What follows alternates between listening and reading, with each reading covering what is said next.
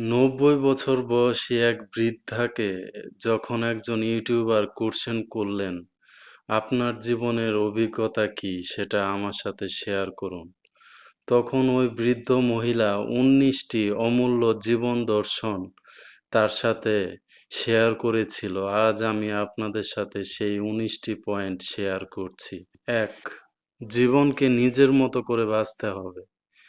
২. আমাদের কঠিন কাজ করার মন মানসিকতা থাকতে হবে। ৩. শরীর আপনার একমাত্র স্থায়ী ঘর। ৪. দুশ্চিন্তা একটি অভিশাপ যা আমাদের ভবিষ্যৎকে নষ্ট করে। ৫. ক্ষমা করা মানে দুর্বলতা নয়।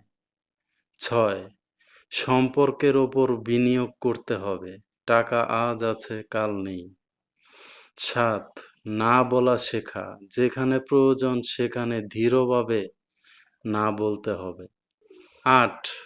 কখনো কারো সাথে তুলনা করবেন না। ৯. ছোট অর্জনগুলোতেও উৎসব করুন।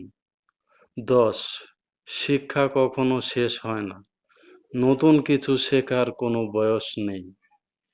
১১. ভুল থেকে শিক্ষা নিন। ১২.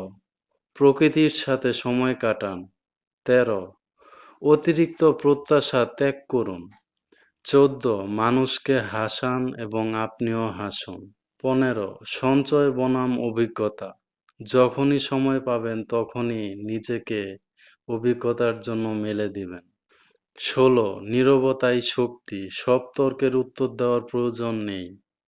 ১৭. সততাই বড় সম্পদ। দিন শেষে যখন আয়নার সামনে দাঁড়াবেন, তখন যেন নিজের চোখের দিকে তাকিয়ে হাসতে পারেন। এমন কাজটাই করুন। ১৮. বর্তমানই শ্রেষ্ঠ সময়। ১৯.